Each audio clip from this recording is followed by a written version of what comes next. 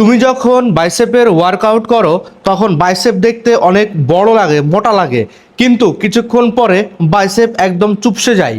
So এমন একটা workout আছে যেটা করলে তোমার ভেতর থেকে বাইসেপ অনেক বড় হবে এবং গ্রো দেখাবে। সেই ওয়ার্কআউটটা হচ্ছে হ্যামার কার্ল। হ্যামার কার্ল করলে আমাদের বাইসেপের ব্রকিয়ালিস মাসেলকে হিট করবে। এটা আমাদের বাইসেপ মাসেলের ভেতরে থাকে। যখন এটাকে তুমি বের করতে পারবা তখন দেখবা তোমার হাত অনেক মোটা হয়ে গেছে এবং দেখতে অনেক সুন্দর লাগছে। সো আমরা কিভাবে হ্যামার কার্ল করব বাইসেপের জন্য আর ব্রকিয়ালিস মাসেলকে বের করার জন্য আজকে দেখে নিব সেই ওয়ার্কআউট।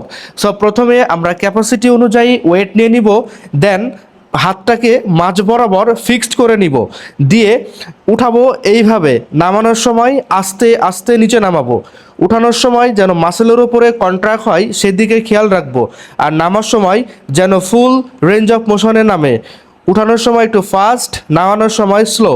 অনেকে আবার প্রশ্ন করে যে এই হ্যামার কার্ল দুই হাতে একসাথে করা ভালো নাকি সিঙ্গেল সিঙ্গেল করা ভালো। দুই হাতে এভাবে করো তাহলে হাইপারট্রফির জন্য অনেক ভালো, কিন্তু সিঙ্গেল সিঙ্গেল করা খারাপ এটাও না। তবে দুই হাতে করা অনেক ভালো।